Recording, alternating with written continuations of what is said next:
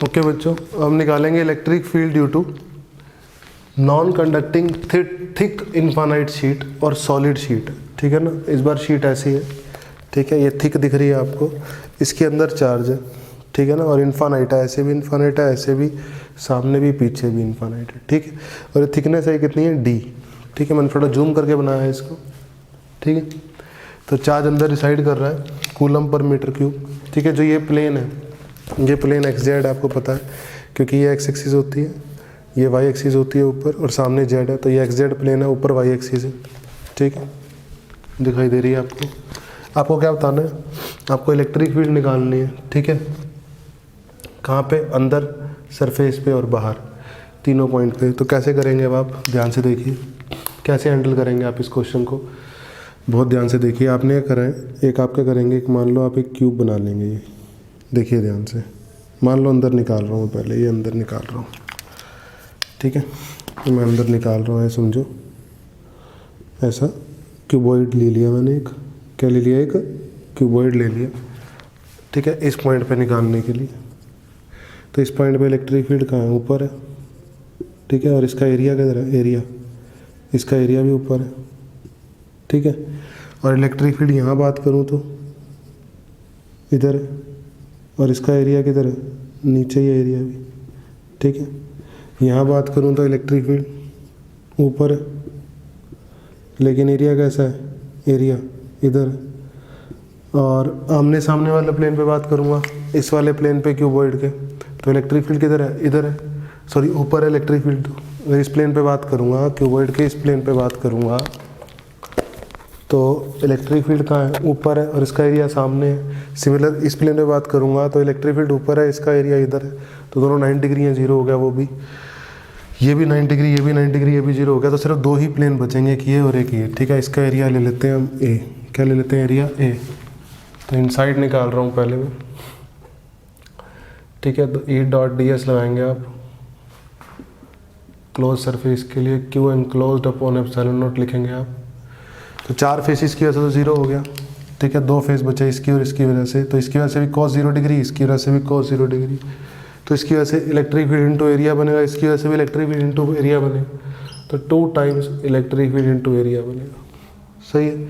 अब आती है बात चार्ज एनक्लोज, इसके अंदर चार्ज कितना एनक्लोज है। मान लीजिए ये जो हमने निकाला है, क्या निकाला है, एक्स दूरी ऊपर निकाला है, वाई दूरी ऊपर, वाई क्योंकि वाई है, वाई दूरी ऊपर।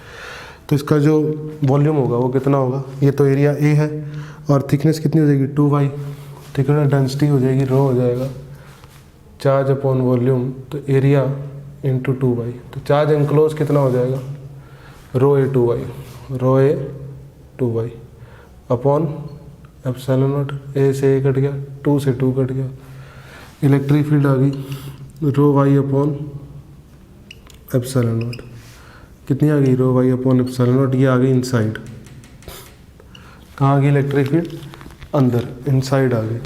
अब बात करते हैं हम सरफेस पे। जब हम सरफेस पे बात करते हैं, मान लीजिए आप यहाँ बात करने लगे, तो आपको गॉसियन सरफेस फिर से आपने कराइए, मान लिया, इस बार आपने गॉसियन सरफेस ये मान लिया। देखिए ध्यान से, एरिया यही माना इस क्यूबॉइड का, लेकिन इस क्यूबॉइड की जो इस बार लेंथ थी वो मान ली आपने डी, क्या मान ली, डी।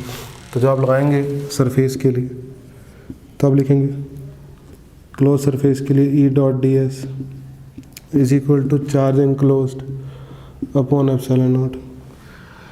तो देखिए ध्यान से, इसके लिए बात करूँगा तो ई ऊपर है और एरिया भी ऊपर है, इसके लिए बात करूँगा तो ई नीचे, इस सरफेस का एरिया भी कहाँ है, नीचे, ठीक है।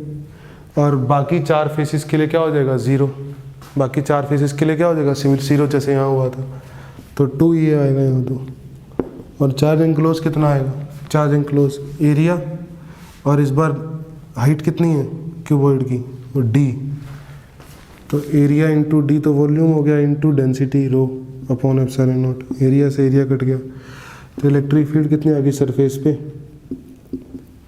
Rho T by 2 epsilon not, कितनी आ गई, rho D by 2 epsilon naught, ठीक है।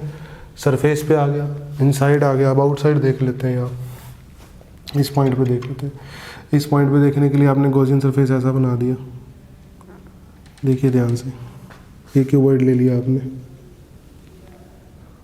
ठीक है ना, और जितना सेंटर वाली लाइन से ऊपर जा रहे हो आप, मान लो ऊपर आप जा रहे हो वाई, उतना ही नीचे जाओ, क्योंकि अपनी यूनिफॉर्म इलेक्ट्रिक फील्ड पढ़नी होती है ना गॉसियन सरफेस पे, ठीक है,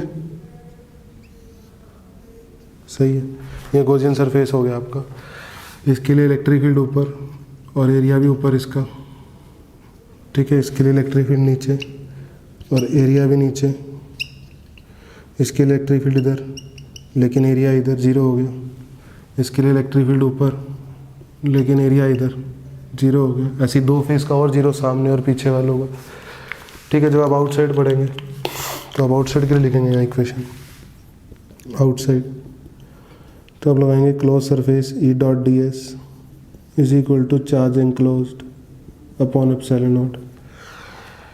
तो आप ये लेंगे, ये लेंगे तो 2 होगा, ठीक है। और चार्ज एनक्लोज्ड, चार्ज एनक्लोज कितना आएगा, जितना यहाँ तक था चार्ज एनक्लोज तो यही है बस, ठीक है ना। तो डेंसिटी कितनी है रो, और वॉल्यूम कितना है ये जिसमें चार्ज है एडी, तो रो एडी अपॉन एप्सिलॉन नॉट, ऐसे ये कट गया तो इलेक्ट्रिक फील्ड आ जाएगी रो T/2 एप्सिलॉन। तो वही आगे जो सरफेस पे है वही हमेशा बाहर है, वही क्या है बाहर है, सही है पक्का। तब मैं ग्राफ प्लॉट करता हूँ इसका, ध्यान से देखिए, मैं ऐसा ग्राफ प्लॉट करता हूँ।